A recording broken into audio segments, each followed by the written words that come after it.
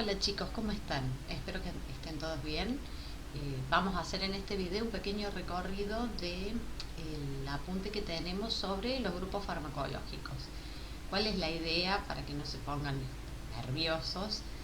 Es mucho el material, no es para que se aprendan de memoria todo, sino para que podamos distinguir dentro de todo ese material que teníamos cuáles son las precauciones quizás o en qué momento cuando estamos en el mostrador de la farmacia podemos decir, bueno, esto sería una dolencia menor, yo puedo recomendar algo. Porque dentro, por ejemplo, del grupo A, del grupo B y C, hay muchas drogas comunes que son, digamos, de uso normal, de uso cotidiano, un diurético, un antiácido. Entonces, ¿cuándo recomendamos uno u otro tipo? ¿Por qué? ¿O qué cosas deberíamos hacerle acordar a la gente que la gente no lo sabe? No lo tiene en cuenta y lo deja pasar. Se piensa que, por ejemplo, todos los antiácidos son iguales. Entonces vamos a ver un poquito dentro del apunte que tenemos cómo lo estructuré para que ustedes puedan orientarse si quieren entrar directamente, por ejemplo, a la página de la ANMAT, ¿sí? Donde les sale todo el código ATC. Bueno, en este apunte, por ejemplo, incluimos tres grupos, como dijimos, el A, el B y el C. Dentro del A, uno de los más grandes, que es el aparato digestivo, es terrible, parece que no se termina nunca.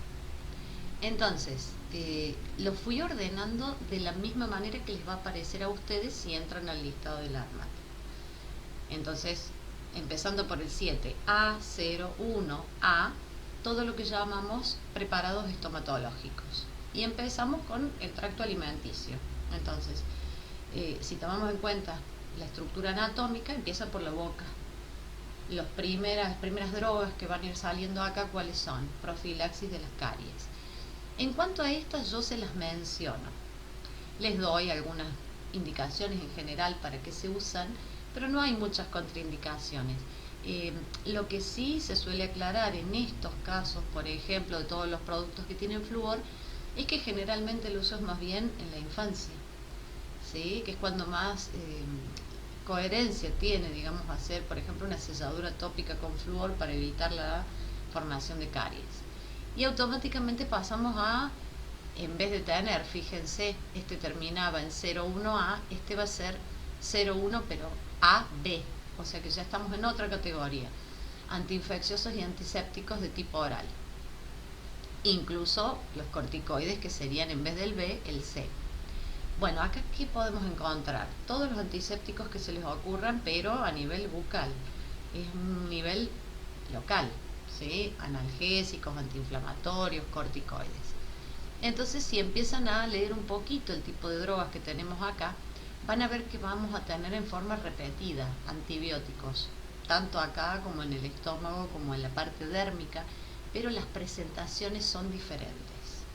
Y las concentraciones en las que van a aparecer también. O sea que esas serían, digamos, las diferencias. Por eso cuando veíamos la parte de almacenamiento, en muchas farmacias se los divide por código ATC.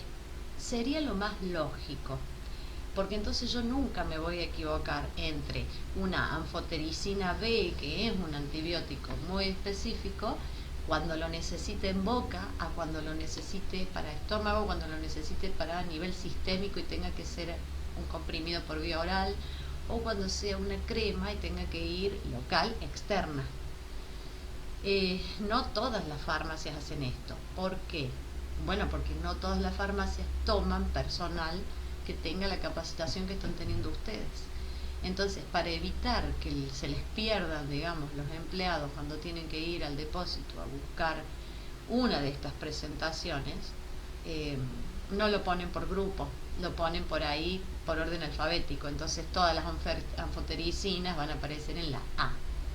Lo que es peor aún, en algunas farmacias todavía tienen el sistema de dejarlo por orden alfabético, pero de marca comercial, lo cual es un desastre absoluto.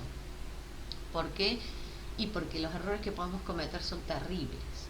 Tenemos todas las presentaciones mezcladas, mientras que la marca comercial empiece con A, de amoxidal, por ejemplo, o de amoxicilina, o de amox, lo que sea, A, van a aparecer todas en el mismo estante y todas las presentaciones, desde un inyectable hasta una crema, hasta todas las formas farmacéuticas. Y ahí es donde más tenemos que tener cuidado, si les toca a ustedes trabajar en una de estas farmacias, no confundir una presentación que va para una patología con otra, porque a veces son cremas, pero una es de uso vaginal y otra es de uso tópico para piel, pero van a salir juntas en el mismo estante, y cuando hacemos la orden de pedido hay que discriminar bien qué vamos a pedir. Esos serían los detalles a tener en cuenta. Entonces fíjense, acá empiezan a aparecer, por ejemplo, dexametasona, hidrocortisona, prednisolona, que son ¿qué? Todo esto son corticoides que actúan como antiinflamatorios. Ácido acetil salicílico, pero no es la aspirina, obviamente. Va a ser o una crema o un gel, o quizás algo para hacer enjuagues bucales, porque estamos en boca. O sea, no solo la aspirina va a venir en comprimidos. El ácido salicílico, así solito, no acetil salicílico, es muy usado en muchas otras presentaciones, incluso en la parte de piel la podemos encontrar para psoriasis. Entonces a veces cabe la duda, cabe que nos equivoquemos con esos detalles técnicos, ¿no? Bueno, fíjense, automáticamente saltamos a la parte de antiácidos. ¿Por qué le dedicamos acá un poquito de, digamos, de más tiempo? Porque resulta que con el tema de los antiácidos, a veces cometemos el error de que la gente siente la necesidad, ¿sí? Tiene gastritis. Si la gastritis es constante, sería una dolencia menor, o sea, empecemos por ahí, ¿no? Una gastritis no sería algo que, digamos, necesita un médico sí o sí. Ahora, el tema es que si la gastritis se hace constante, repetitiva, pasa a ser crónica, nos puede estar indicando que la patología es otra, no que es una gastritis común y corriente, sino que puede ser, por ejemplo, una infección que va progresando en el tiempo con una bacteria que puede estar alojada en el estómago, que se llama Helicobacter pylori, y mientras no vayan al médico y se hagan un buen estudio y detectemos eso, tenemos un enfermo crónico, va a venir constantemente a buscar medicación para esto.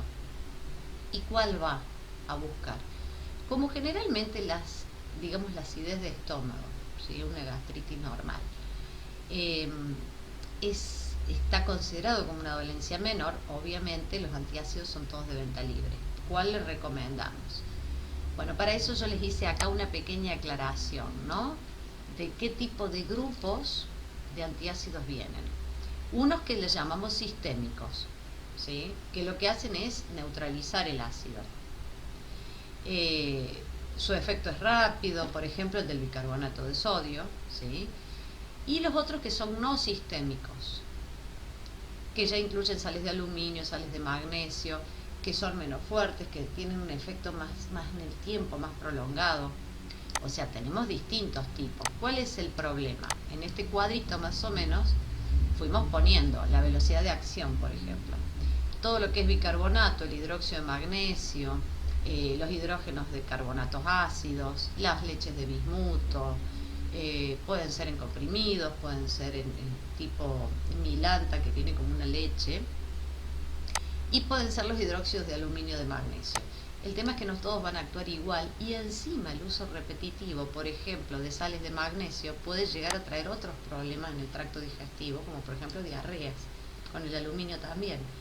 Entonces, si es una enfermedad crónica y no estamos atacando la razón, la raíz de esto, recomendar cualquiera de estos va a ser un alivio muy chiquito, momentáneo, pero vamos a volver a caer en la patología una y otra vez. En ese caso ya no sería una dolencia menor. Aparte, si llega a ser muy agresivo el pH al que tiene que exponerse ese estómago, corremos el riesgo de que termine haciéndose una úlcera, o sea, se termine lastimando el tejido, a tal medida que terminemos con una úlcera, un problema de colon irritable, o sea que ya se empieza a lastimar también el intestino. Por lo tanto, no deberíamos dejarlo avanzar en el tiempo. Entonces, acá, ¿qué hice yo? Detallarles más o menos cuáles son los problemas que me pueden llegar a traer un exceso de este tipo de antiácidos y no saber, ¿sí? Que estas dolencias, si fueran dolencias menores, como yo siempre digo, estuve el domingo en una fiesta familiar y me comí medio lechón. Y bueno, sí, vamos a tener gastritis. Pero generalmente no la tengo. Entonces eso sería una dolencia menor. No habría necesidad de que vaya al médico. Si esto se prolonga en el tiempo, lo lamento, ya dejó de ser una dolencia menor. Entonces, por ejemplo, acá lo que es hidróxidos de magnesio retienen agua, pueden dar diarrea, los de aluminio pueden hacer lo contrario, pueden dar estreñimiento. Entonces si excedemos la cantidad de días o las veces que lo tomamos, terminamos ocasionando otro problema extra aparte de la gastritis, el estreñimiento o la diarrea. Esto por un lado. Por otro lado, como ustedes vieron recién en este cuadrito que poníamos acá, todos son carbonatos de sodio, de magnesio, de aluminio. O sea que tienen sales y tienen este tipo de iones como el sodio, el magnesio, el aluminio, que me van a cambiar a mí, digamos, el balance hídrico y es el balance de iones que el organismo tiene que tener. Puedo tener problemas en una persona que tenga ya alguna patología en los riñones. Si tengo un hipertenso y van a ver que nosotros tenemos muchas sales en la formación de todos estos medicamentos y de otros también, porque es normal recurrir al tema de formar una sal para poder hacer un comprimido, una leche de estas, ¿sí? O sea, es para formularla que la usamos así, pero le vamos incorporando sodio, por ejemplo. Por lo tanto, una persona que sea hipertensa tendría que saber, supongamos que el médico le dice que se cuide con la cantidad de sal, la mayoría de las personas no se dan cuenta de qué le estamos hablando y piensan que eliminando la sal de la comida es suficiente. Yo recuerdo siempre el caso de una abuela, pobre mi alma, que dejó de usar la sal pero le ponía calditos a todo, sin tener en cuenta que adentro del caldito tenía sal o que las galletitas podían tener sal. Lo mismo nos está pasando con este tipo de fórmulas. O sea, tienen sal sí o sí, no sal de mesa, pero el sodio está incorporado, el aluminio está incorporado, o sea, tengo sales de otro tipo y está presente el sodio, que es una de las, digamos, principales molestias para una persona con hipertensión. ¿Qué otras cosas? Bueno, después tenemos otra maña muy grande dentro de lo que sería la parte esta de problemas de gastritis o de acidez, que son lo que yo digo antihistamínicos. La mayoría de ustedes no debe saber, hoy ya estamos en condiciones de que lo puedan ver, que la ranitidina y la cimetidina, que son terriblemente comunes, o sea, cualquiera de nosotros va a la farmacia, pide una tira de ranitidina y la tomo unos días mientras me siento bien.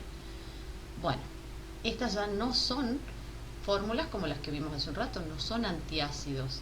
El mecanismo de acción es totalmente diferente. ¿Qué es lo que hacen estas?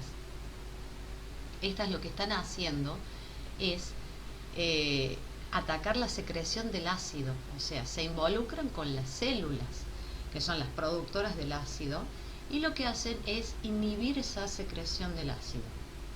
El ácido que necesitamos que nuestro estómago vuelque cuando le llega comida para poder empezar a partirla en pedacitos mucho más pequeños, las moléculas en pedazos más chiquitos todavía, y que después podamos absorberlo en el intestino.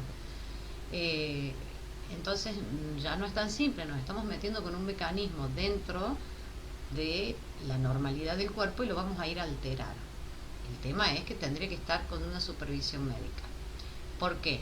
Bueno, porque hay que ver primero si ese es el problema, la liberación extremada de ácido en el momento de la comida. Por ahí es una acidez nerviosa y la va a liberar en cualquier momento, no en el momento que yo pienso, no en el momento que me entra la comida, sino cuando la persona se me puso nerviosa de más. Por lo tanto, ahí ya tenemos otro problema involucrado que tendría que revisarlo el médico. También se hace costumbre esto. Cuando están con esos procesos de gastritis, ¿qué hacen? Van y compran omeprazol o ranitidina. Ya van a ver más abajo que el omeprazol es otro tipo, que tampoco tiene que ver con este, ¿sí? Es otra familia que tiene otro mecanismo de acción. Entonces, ¿es recomendable? A ver, la verdad es que tendría que estar bajo supervisión médica. Tenemos la mala costumbre de ir por ellos y hacer nosotros un tratamiento sin que nadie nos esté controlando y esté viendo cuál es el origen de esta gastritis. Entonces, más abajo, ¿sí?, tenemos la otra familia, los inhibidores de la bomba de protones, que ese sería de la familia del omeprazol. Entonces, ¿qué es lo que hace? Intercambia esos hidrógenos, ¿sí? Que es la letra H que figura acá, que es parte de la fórmula del ácido clorhídrico, y inhibe la secreción de ácido clorhídrico, pero desde otro lado, ¿sí? ¿Cuáles son los efectos indeseables? Puede haber diarrea, puede haber jaqueca, o sea, puede haber otro tipo de efectos asociados al exceso de esto, porque tomarlo continuamente sin saber cuál fue el problema que me causó a mí la gastritis no es solución. Ese sería para nosotros uno de los factores principales de distinguir ese límite que muchas veces me preguntan, ¿puedo recomendarlo? Sí, como recomendarlo yo no me animaría a decir ni omeprazol ni ranitidina. Sí, un alivio momentáneo, quizás un antiácido. ¿Por qué? Porque estos son tratamientos a largo plazo, ¿sí? Generalmente el omeprazol se asocia a la toma de antibióticos que pueden llegar a agredir o estimular una secreción aumentada de ácido, y cuando tenemos la bacteria Helicobacter pylori, que es causante de esa acidez constante que no tiene razón de ser, no es porque comí mucho, no es porque estoy nervioso, y se repite, se repite. Mientras que no matemos la bacteria, no va a pasar nada. Vamos a volver a caer otra vez y en cualquier momento, y más si, por ejemplo, se nos bajan un poco las defensas por otro motivo, porque estamos resfriados, o sea, porque otra patología está involucrada. En ese momento la bacteria esta resurge con más fuerza todavía su infección, y empiezan a aparecer estos rastros de sentirse mal, gastritis, ese fuego en el estómago, el dolor y todos los síntomas asociados, que a veces se lo atribuimos a cualquier otra cosa, que no tiene nada que ver en sí. Es la bacteria que está presente y encima se está haciendo más fuerte, quizás en un proceso que debilitó nuestro sistema inmunológico. Esto, la única forma de controlarlo es yendo a un médico, y que el médico nos diga qué es lo que hace falta, averiguando el por qué. O sea, empecemos por el principio. ¿Qué fue lo que causó todos estos síntomas? ¿Qué fue lo que causó la enfermedad? ¿Cuál es el origen? Y siempre hago la salvedad de acá. Otros agentes para úlceras y lo que llamamos protectores de mucosa. Generalmente los médicos, cuando quieren hacer el lenguaje sencillo para los pacientes, a veces terminan embrollando la cosa, porque la mayoría de ustedes puede haber sentido que te dan un antibiótico y te dan como protector gástrico el omeprazol, por ejemplo, o a la ranitidina. La verdad que no son protectores gástricos. Ambos dos son inhibidores de la secreción del ácido clorhídrico de dos maneras, con dos mecanismos diferentes. Los que pueden llegar a ser protectores gástricos son algo que llamamos sucralfato o carbenoloxona. Estos dos sí. ¿Por qué? Porque forman una película por dentro del estómago, protegiendo las paredes de esas células del futuro ataque del ácido clorhídrico. Si bien estas células están acostumbradas al ácido clorhídrico, ellas lo fabrican, bueno, pero el ácido no está constantemente en grandes cantidades en el estómago. El organismo lo libera en el momento que hay comida y actúa sobre la comida. Ahora, si nosotros tenemos el estómago vacío y nuestro estómago empieza a liberar ácido constantemente, va a terminar agrediendo nuestras células y no la comida, porque no hay nada.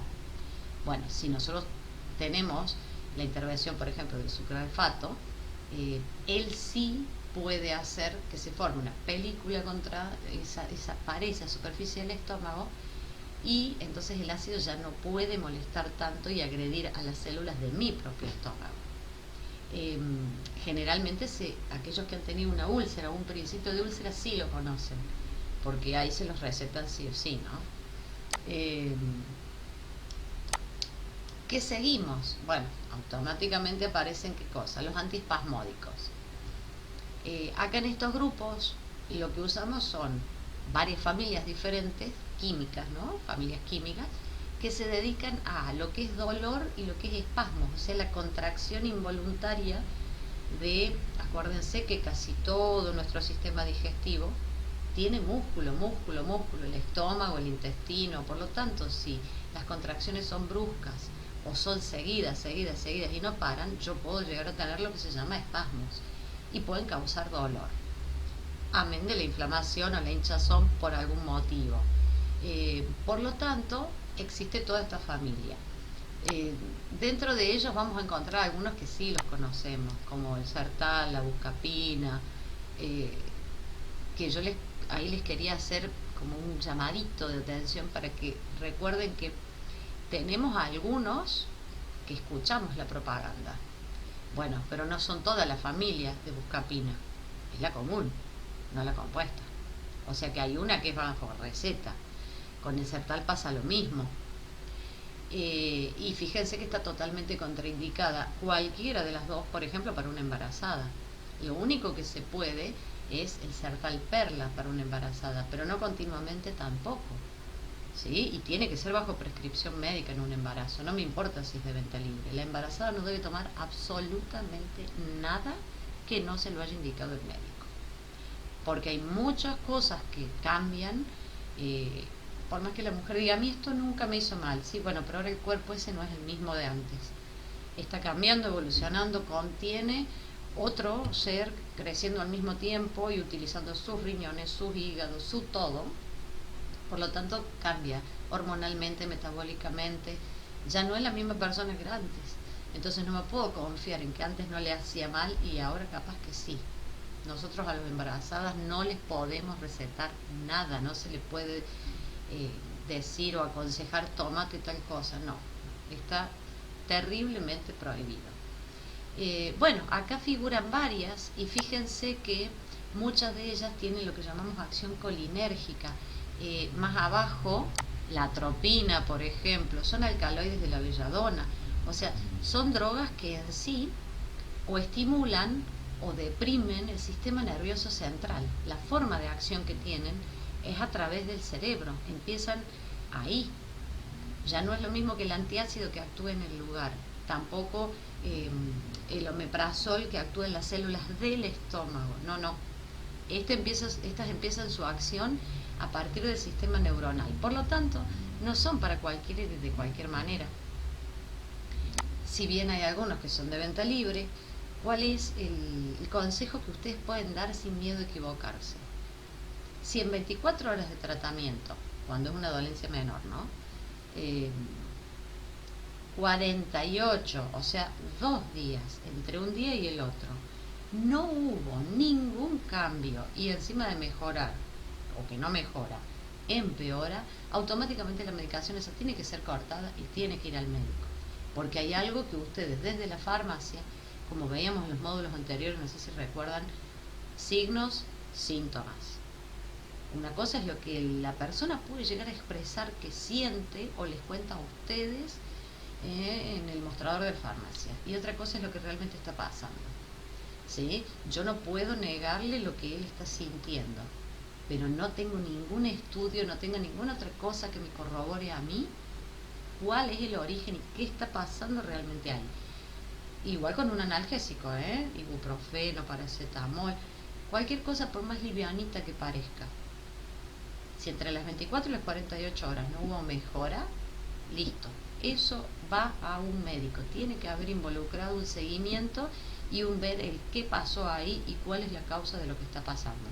Si no, ¿qué logramos hacer? Que la persona lo tome por una semana entera. No está indicado. Ningún medicamento de venta libre puede exceder los 3 días de tratamiento sin mejora. Ese es un límite que nosotros tenemos bien marcadito. Cuando podemos aconsejar y cuando no. Si en 3 días no está mejorando o la mejora es imperceptible, ni hablemos de si empeora, automáticamente tenemos que derivarlo a un médico, porque lo que la persona piensa que tiene o nosotros pudimos entender según lo que ella nos contó, no es cierto. No es lo que realmente está pasando, hay algo más involucrado ahí. Y igual con las dolencias de tipo me duele la espalda, me duele la columna, me duele la cintura. Muchas veces los dolores de cintura se confunden y lo que realmente la persona tiene es una infección renal, por ejemplo. Los riñones suelen dar inflamación dentro de su órgano, pero como están todos los órganos pegaditos en el mismo lugar, a veces la persona viene y dice que lo que le está doliendo son los intestinos, es el estómago, si repercute el dolor hacia adelante. Lo mismo suele pasar con la columna, con el ciático, con las cervicales. A veces uno dice, me duele la cabeza, y no es el problema el dolor de cabeza o el mareo, es la cervical. Entonces estamos tratando una patología sin saber realmente qué es lo que tiene. Por lo tanto, acá ¿qué les fui poniendo yo? Por ejemplo, para que tengan en cuenta, la atropina o la iosiamina, que vienen en lo que decíamos recién, ¿sí? Estos antiespasmódicos, cruzan la barrera hematoencefálica y la placenta, por lo tanto no se los podemos recomendar a una embarazada. Así de simple, ¿sí? No hay forma, tiene que pasar por un médico. Fíjense que yo ahí les marqué en violetita la buscapina. Cuando digo butilescopolamina, es un pariente sintético de la belladona y de los compuestos de amonio cuaternario. No son para tratarlos a la ligera. Estamos mal acostumbrados, ¿no? Estamos acostumbrados a ir, me duele, no me siento bien, tengo una molestia, una buscapina, un Sertal, son cosas comunes de venta, pero al por mayor en la farmacia. Bueno, de a poco hay que tratar de cambiarle la mentalidad a la gente, o hay que hacerle esta observación. La persona muchas veces no sabe estos detalles técnicos, no sabe que si por más de 2 o 3 días no está sintiendo alivio, está necesitando un tratamiento en serio y ver qué es lo que está pasando ahí.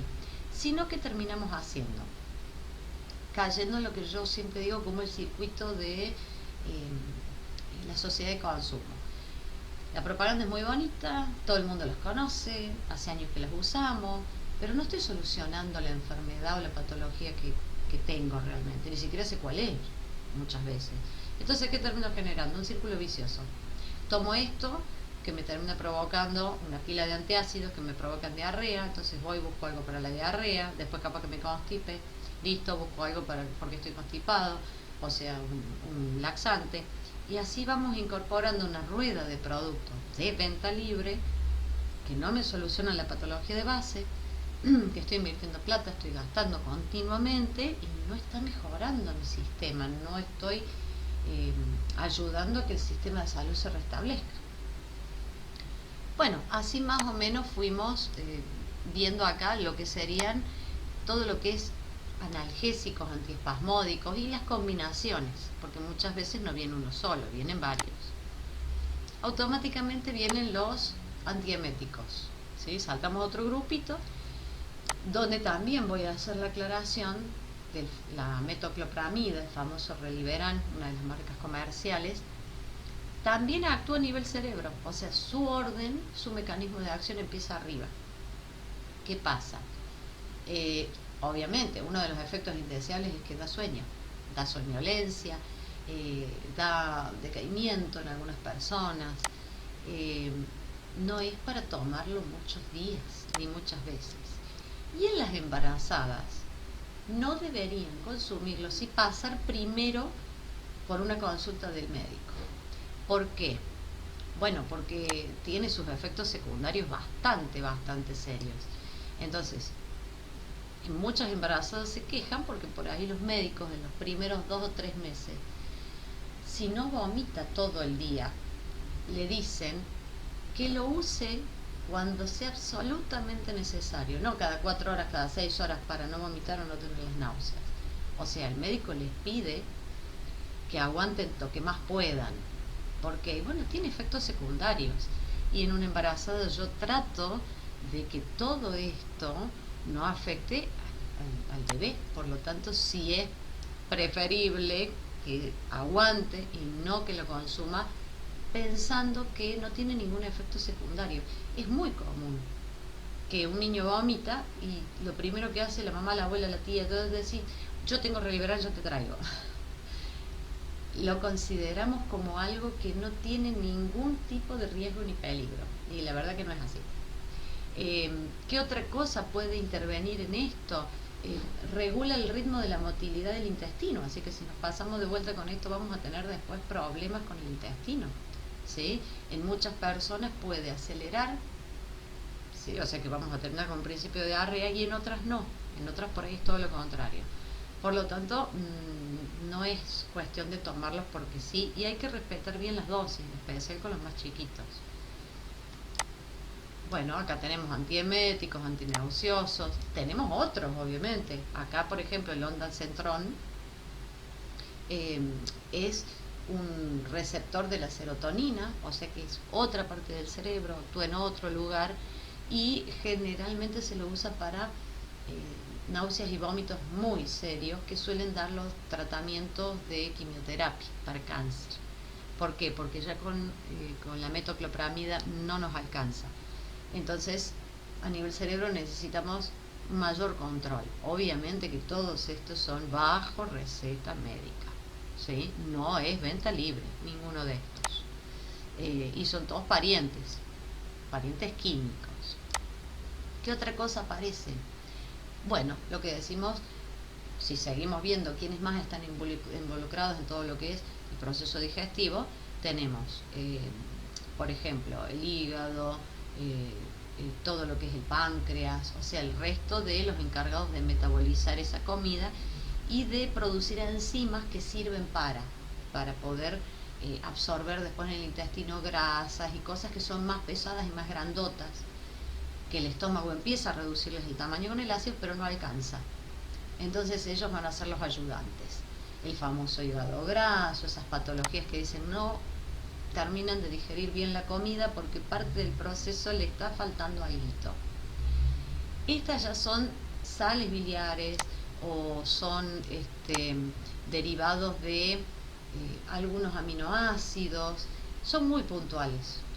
Por lo tanto es muy raro que alguien venga, por ejemplo, en este tipo de drogas a pedirles algo sin haber pasado por el médico porque ni saben que existen. Por ejemplo, todo lo que son ácido cólico, desoxicólico, no es algo que sea muy común, así que acá no van a tener arginina, ornitina, que son aminoácidos, no van a tener problemas técnicos porque ustedes no lo van a poder recomendar porque ni siquiera saben cuál es el tipo de tratamiento que lleva y no es algo común, ¿sí? Las intoxicaciones por alcohol, o sea, las personas con por ejemplo, una cirrosis declarada, ya sea por alcoholismo o no, porque hay cirrosis que no tienen una persona que no consumió alcohol en toda su vida y sin embargo tiene algún tipo de cirrosis, de daño en las células del hígado, ¿sí? Daño hepático. Suele usarse varias de estas drogas combinadas, pero no son algo de uso común. Y los que llamamos vomitivos o eméticos, ¿sí? Tampoco son de uso común porque la mayoría de las personas no los conoce y es muy raro que les vayan a pedir esto a ustedes a la farmacia. ¿Para qué sabemos usar esto? Para intoxicaciones o para envenenamientos, pero obviamente no lo vamos a utilizar ni en nuestras casas. Si alguien se intoxica con una sustancia química o cree haber consumido algún veneno, algún insecticida o algo, la única recomendación es que vayan corriendo al médico, sí o sí. Entonces, nadie puede producir el vómito, mucho menos en una criatura, porque corremos el riesgo de que ese bronco aspire. En el momento que está vomitando, no vaya a ser que tenemos la mala suerte de que parte de ese líquido, con ácido incluido, porque viene del estómago, va a lastimar el esófago, no vaya a ser que se metan los bronquios. Por lo tanto, a eso le llamamos broncoaspirarse. Por lo tanto, no lo podemos hacer en un hogar. Eso se hace en un hospital. Así que es muy raro que les pidan, por ejemplo, ipecacuana porque solo los hospitales manejan este tipo de droga. Y después viene el otro gran grupo, los laxantes. Los laxantes son todo un tema, porque la mayoría, todo esto que figura acá, son venta libre. Pero ¿qué recomendamos nosotros? Es la pregunta del $1.000.000.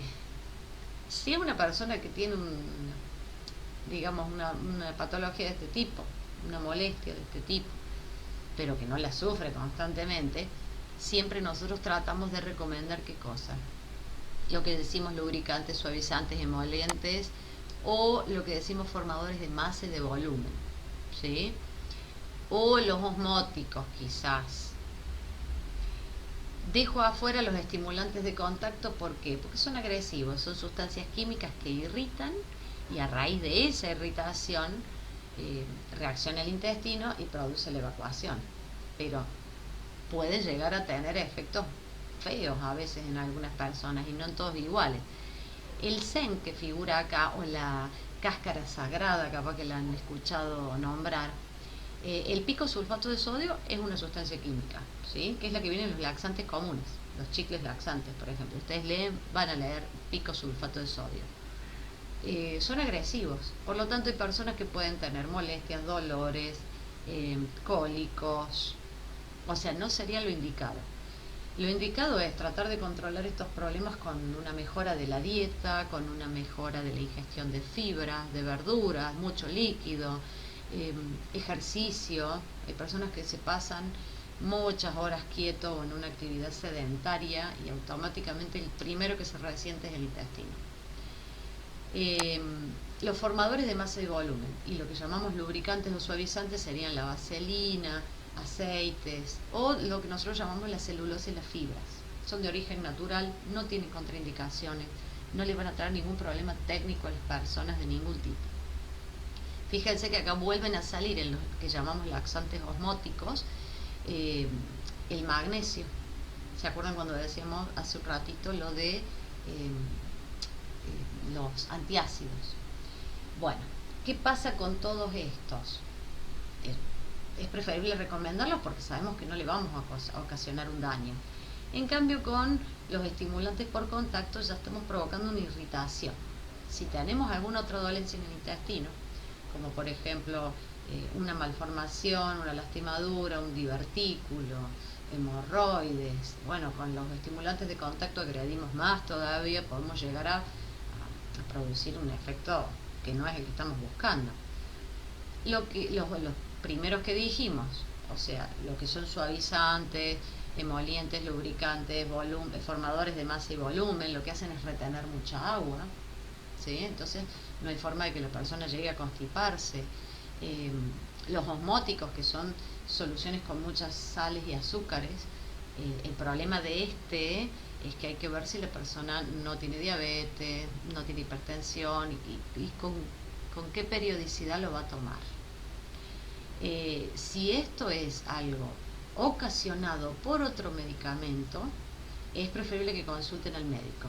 Por ejemplo, es de saber que aquellas personas que se les receta lo que nosotros llamamos analgésicos opioides, que tienen que ver con la morfina, la nalbufina y algunos de ese tipo, sabemos que uno de los mecanismos de acción termina provocando como efecto secundario el adormecimiento de la fibra muscular, del estómago, del intestino.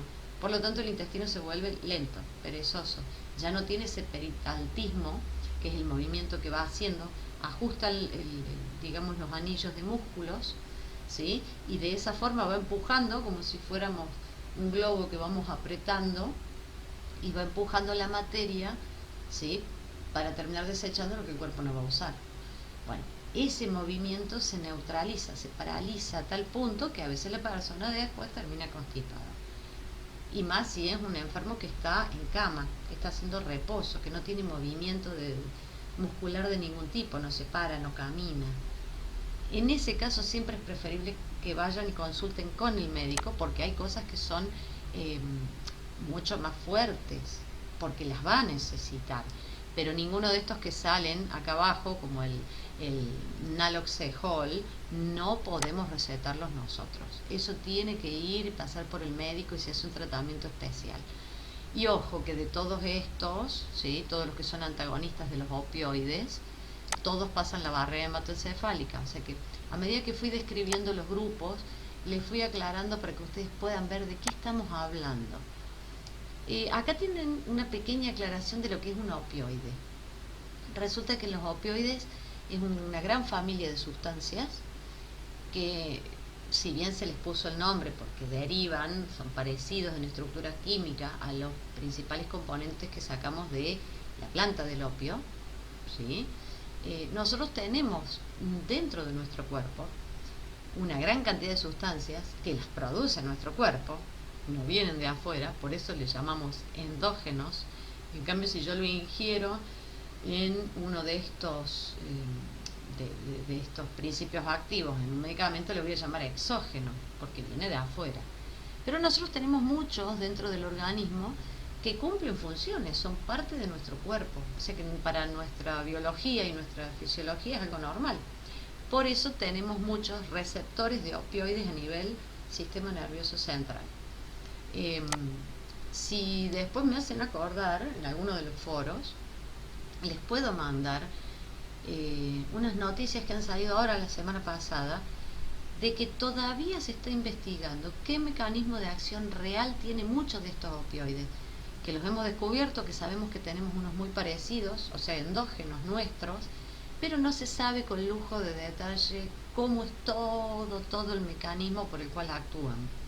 Entonces sabemos, por ejemplo, que la morfina es un excelentísimo analgésico, pero tiene todos estos efectos negativos, ¿sí? Efectos secundarios que no quiero, pero los tiene, como el estreñimiento, por ejemplo, el gran poder adictivo que tiene, y nosotros fuimos mejorando químicamente la estructura de la morfina para generar sintéticos, tratando de eliminar esos efectos secundarios.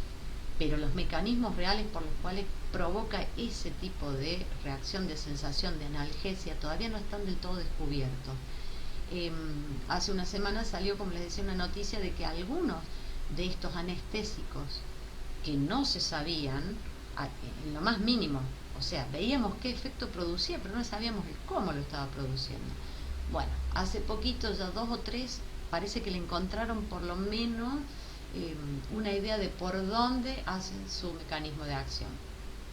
Por lo tanto, no es un juguete, ningún opioide es un juguete y ningún derivado de un opioide es un juguete. Los opioides estos, en su gran mayoría, los usamos para ansiedad, analgesia, para anestesias, o sea, tienen muchos usos. Los parientes químicos que fuimos encontrando después ya son más puntuales quizás. Entonces podemos tener alguno que tenga que ver con usarlo como un antidiarreico, pero ya es un primo lejano, ¿no? Dentro de la misma familia. Dolores agudos. Bueno, acá les puse un poquito de qué se tratan los opioides para que sepan cuando estamos hablando de opioides de quién vamos a hablar. Codeína, que ustedes lo deben haber hecho ya porque lo han visto en los trabajos prácticos de psicotrópicos y estupefacientes, sale bastante, ¿sí? El bromuro de diosina, o sea, hay muchos que la codeína capaz que no, pero por ejemplo el bromuro de diosina sí, es conocido, son conocidas las marcas comerciales.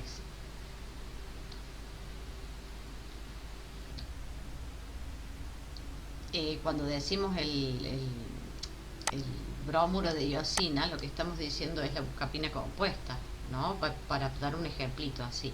Hay muchas otras marcas, pero bueno, esa es como la más añeja, la más conocida. ¿Qué otra cosa podemos necesitar en el tracto digestivo? Bueno, todo lo que son antibióticos, obviamente, sí, puede haber infecciones. Entonces fíjense el amplio espectro de antibióticos que entran acá: streptomicina, polimixina, rifaximina, neomicina, streptomicina. Todas esas son bastante conocidas, se suenan por lo menos conocidas. Hay otras que no, como el sulfatiazol, capaz que no. Y después empiezan los antimicóticos, que también son antibióticos, pero son especiales para quiénes, para hongos. El miconazol, o sea, todos estos se van a ir repitiendo. Cuando hablamos de antidiarreicos, aparece una que yo la remarqué acá, que es la loperamida. ¿Por qué? Porque es un derivado que no, digamos que la gente lo tiene como algo común. También vos estás con diarrea y te dice, tómate loperamida, que es buenísimo. Bueno, no es de venta libre esto. Hay que pasar por un médico para que justifique el tipo de diarrea que tenemos y si vale la pena o no, ¿sí? Si realmente es necesaria.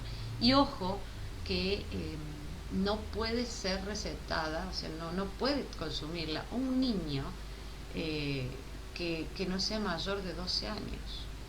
No está indicada para esos casos, o sea, menores de edad no, a menos que un médico lo considere absolutamente necesario y lo recete. ¿Qué otro gran problema tenemos con lo que nosotros llamamos antidiarreicos? Fíjense que acá hay un montón de antibióticos, figura también el carbón medicinal, el caolín, la pectina, está todo muy bonito, pero cuando a ustedes caen a la farmacia y les piden pastillas de carbón con antibiótico, ¿está bien o no que se las dé? O bien alguien les consulta. tengo diarrea, ¿qué me conviene? ¿La pastilla de carbón o la pastilla de carbón con antibiótico? Ni una ni la otra. A ver, las diarreas pueden tener distintos procesos. Pueden ser a causa de un problema nervioso, en cuyo caso un antibiótico no lo necesito, un antimicótico no lo necesito, voy a agravar la situación.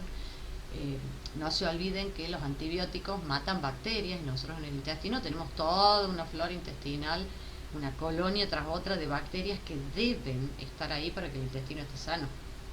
Por lo tanto, tomo un antibiótico al vicio, lo que hago es matar mis propias bacterias, debilito el cuerpo más, estoy empeorando la situación. ¿Qué pasa si en vez de ser nerviosa es de origen virósica?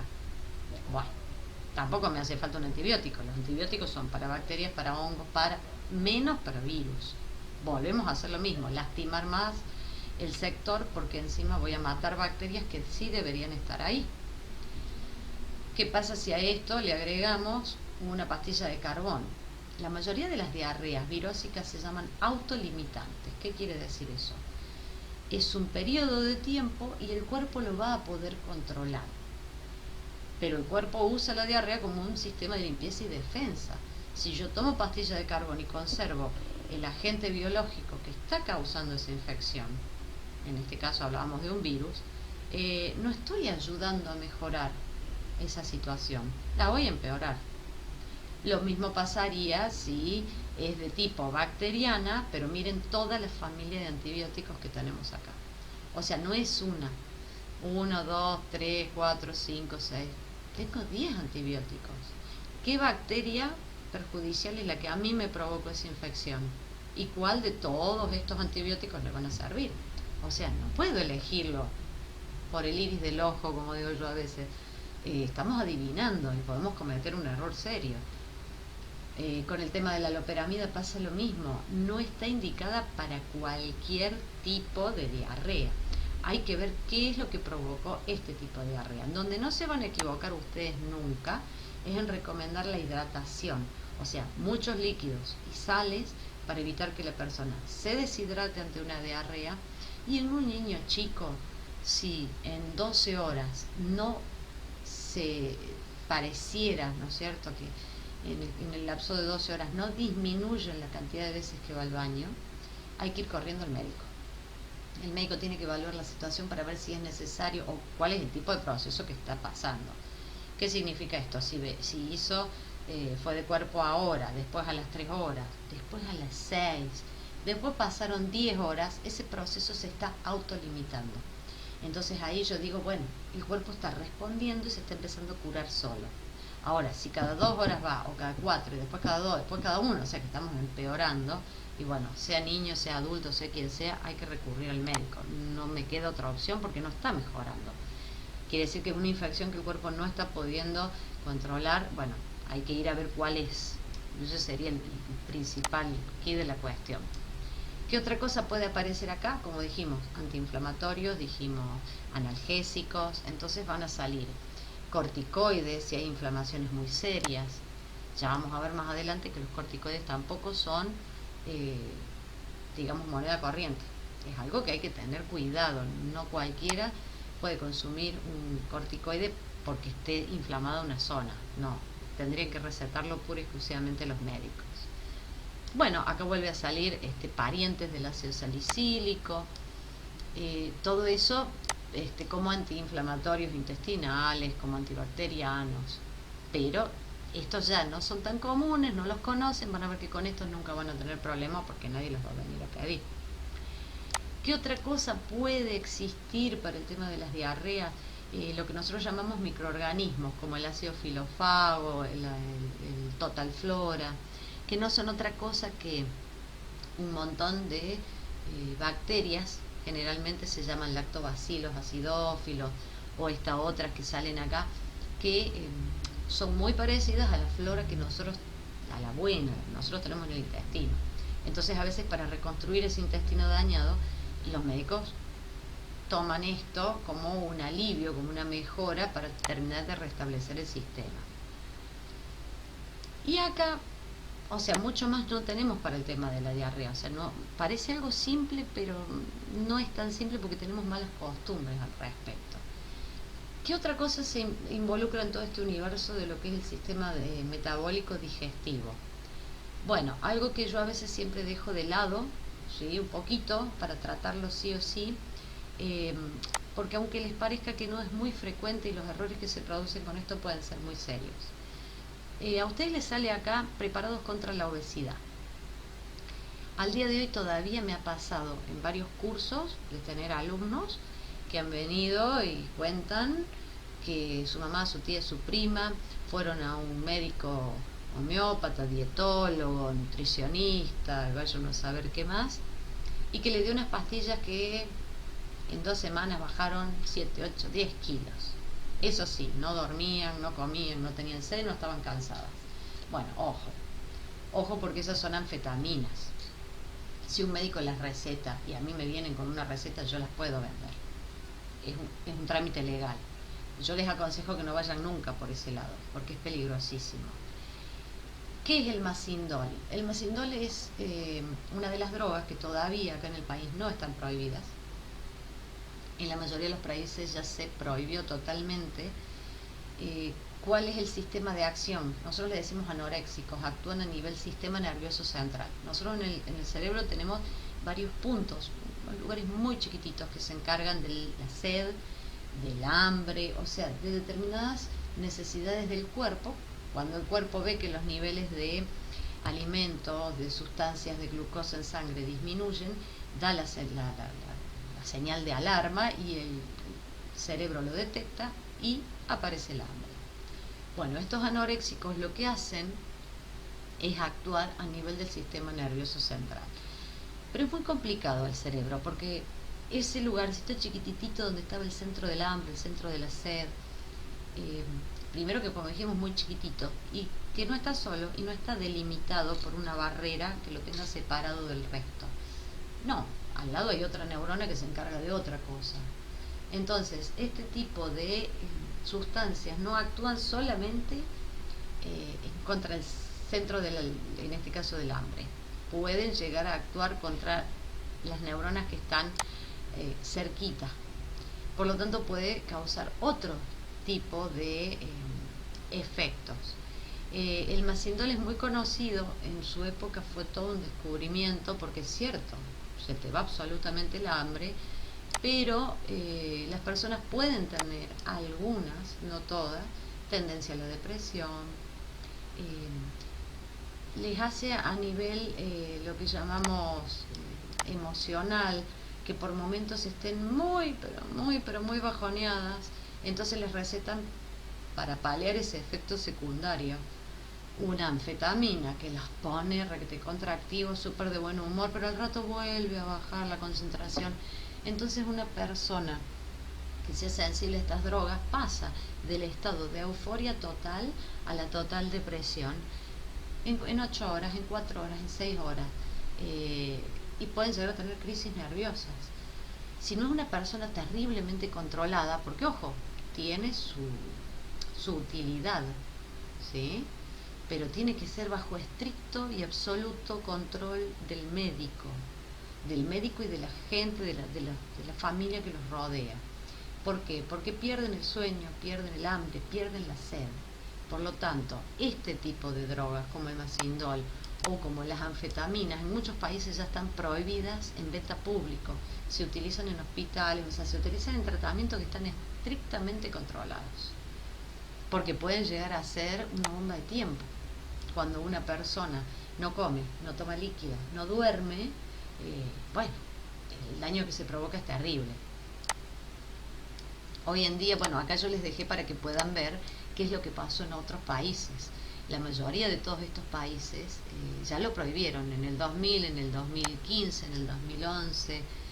Nosotros todavía tenemos la posibilidad de venderlo porque no se ha legislado en contra, ¿sí? Esta fotito de acá es tiene 1 año y pico de las páginas de la ANMAT. Habría que ver si el Dimagrir, el Fagolip, por ejemplo, la Filan, yo creo que ya no está en el mercado, o sea que la fábrica, el laboratorio de Eurofarma creo que no lo hace más. El MC1, el MZ1 quiero decir, creo que tampoco. El Fagolip Plus me parece que sí, y el Dimagrir también. pero la tendencia es que no se van a usar más, ¿sí? Hay muchas otras formas de conseguir buenos tratamientos equilibrados, controlados. Existen muchos tratamientos que tienen que ver, por ejemplo, con la reabsorción de grasas intestinales, como por ejemplo el Orlistat, que ahora sí lo están usando bastante. O sea, hay muchas otras drogas que se pueden usar en combinación y que dan muy buenos resultados. Estas en su momento eran lo que había. De todas formas tiene su utilidad, pero para, por ejemplo, tratamientos mucho más complicados, tratamientos para intervenciones quirúrgicas, para un bypass gástrico, pero tienen que estar demasiado controladas por un médico. ¿Qué otras cosas nos puede aparecer en digamos, en este sector de lo que es el tracto alimenticio? Bueno, hoy vamos a ver hasta esto y un poquito más, que serían los preparados enzimáticos, como por ejemplo el polienzim, el biletán enzimático, que acelera un poco el tema de las enzimas encargadas de digerir o de cortar y reducir el tamaño de ciertos lípidos. Pero el tema, por ejemplo, que sigue, que es diabetes y un par de cosas más, lo dejamos para el próximo video. ¿Cuál es la idea entonces de todos estos documentos? Que vamos a ir, los voy a ir dejando al alcance de ustedes para que puedan ver cuáles serían las cosas que les pueden traer problemas en la dispensación. O sea, ¿podemos recomendar? Sí, como ustedes vieron acá ya hay una gran gama de productos que se pueden recomendar porque están afectados a dolencias menores, pero nunca nos podemos olvidar de cuándo es una dolencia menor.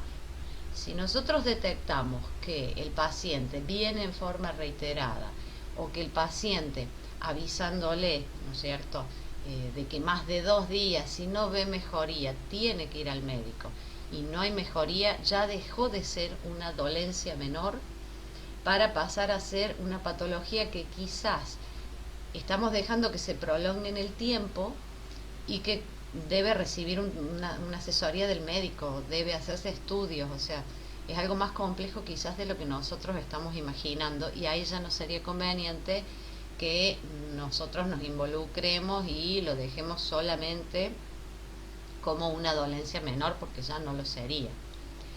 ¿Qué hacemos en el próximo video?